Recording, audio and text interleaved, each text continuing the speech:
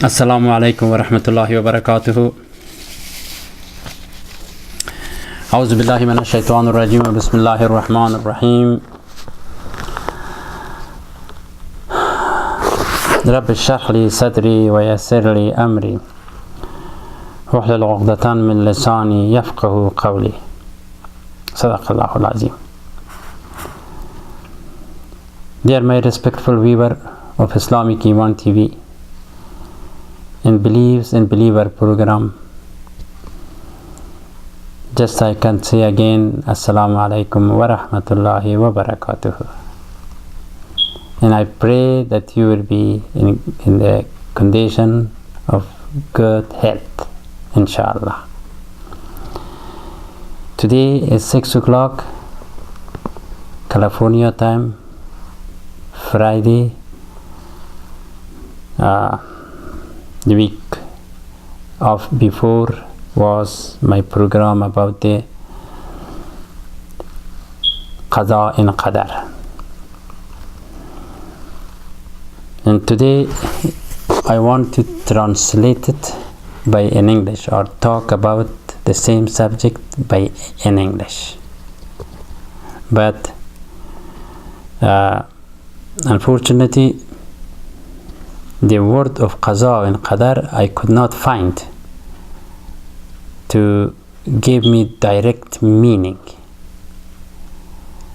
because this is the word of Allah subhanahu wa ta'ala, and it is the something unseen business on the Qaza Qadar is going on.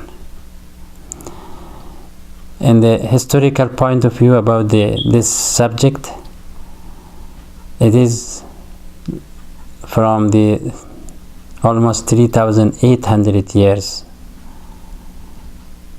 until today. This subject did not entirely defined or complete understand.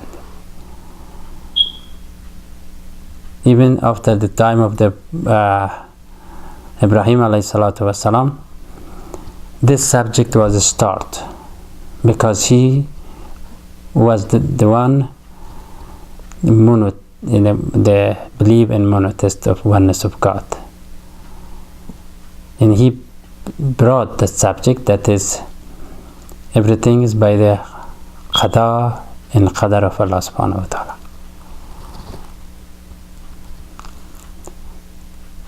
And then mostly after the Quran come, it give the explanation to understand, but still this subject among the 6,666 verses of Quran spread out all.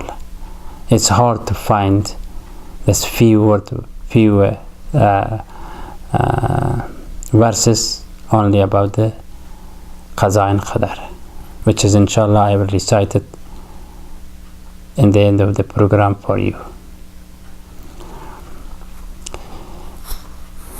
The subject has to be believed, just like unseen things, like we believe in angels, we believe in the something Satan or demons, or some happen. It's coming, we didn't know before, suddenly it's come, this called Qaza by Allah. In all, the Qaza wa Qadar is for or by or with among the human being.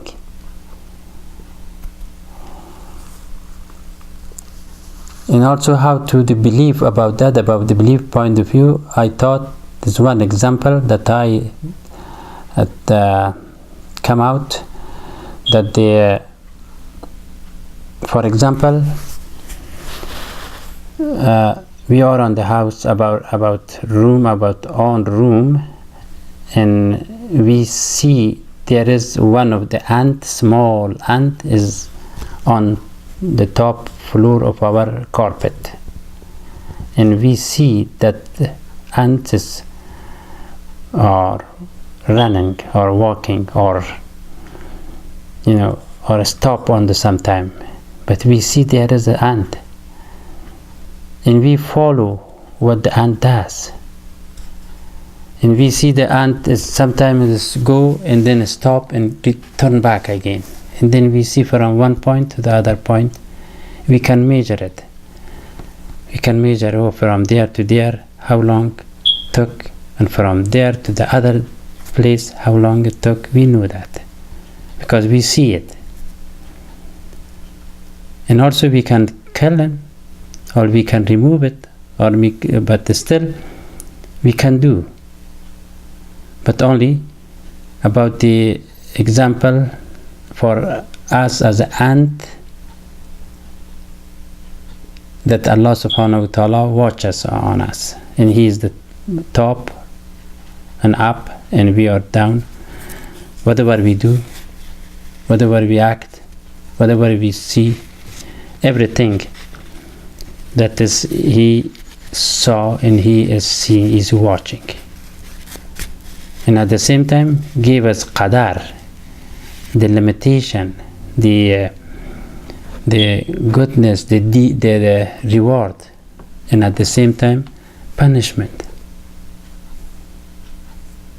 because it is already depends of our responsibility or our knowledge. That ant, if knew to go to straight, and has to, he could, but some obstacle up front of that ant could not go more there and turn back again, because he didn't know what happened on the way that he wants to go. Same thing we are here. We don't know about tomorrow. Only God knows. However, this was just example. I thought that this would be good for my viewer to understand before I'm talking about the Qaza and Qadar, because English is very hard to translate it proper, and at least to be a simple example that I would like to give you to be agree with the all subject. What is the Qaza and Qadar?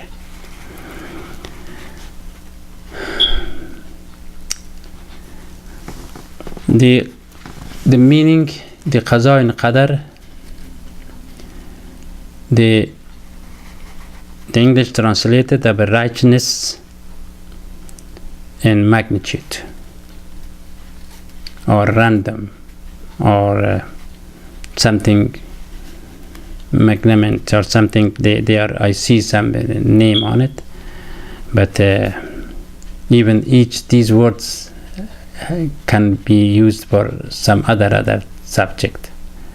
It's not only special for this word of Qadha. Anyway, rightness and magnitude, as well as the issue of arbitrariness and arbitrariness, are among the most precise and complex issue of theological, philosophical, and have been considered by the owners of thought since the earliest century of Islam. Like I said, even before that, the term magnanimity and appreciation means measuring, and the word of judgment is used to accomplish, judge, command, and rule. Sometimes the word qadar and magnet are also used to mean fate. The purpose of the divine praise is that God,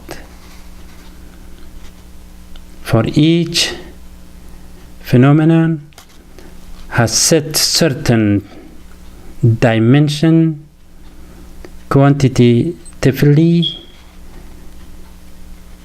temporally, and spatially, not E upfront, only S, spatially, which is realized under the influence of gradual cause and factors. The purpose of the divine judgment is that after provision of precondition and conditions leads to a definitive stage of the phenomenon. So the stage of magnitude is on the verge of precedence and has a gradual degree, and the stage of the judgment is excused in when all conditions are fulfilled. This stage is definite and unchanging. In any case, they have stated for judgment in magnitude. What they stated,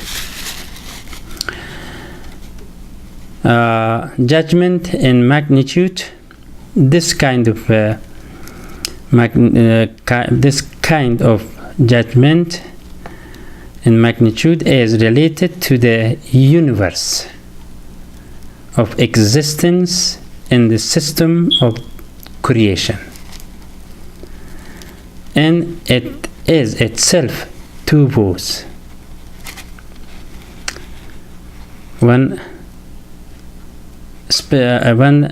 judicial and the other is theoretical.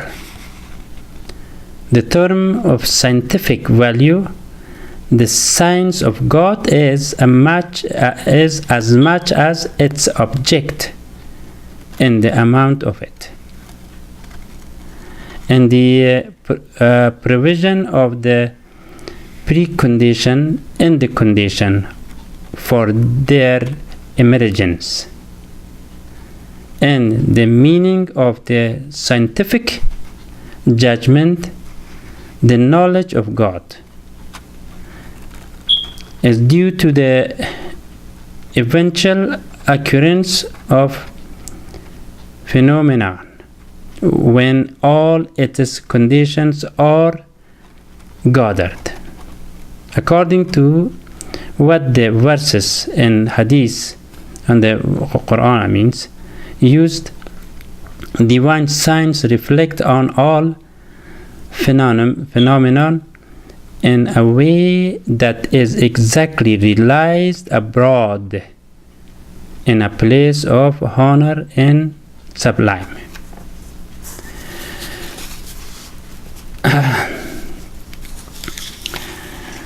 So also we say that number one was, and this the other one is judgment in magnitude, righteousness in magnitude of the law is the divine commandments that are mentioned in the Quran and Hadith too.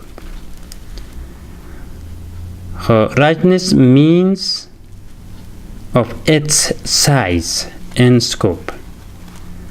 From justice and magnanimity, it is a duty to obey Allah. So until here, just I would like to give you one break. Inshallah, I come back, talk much more about it.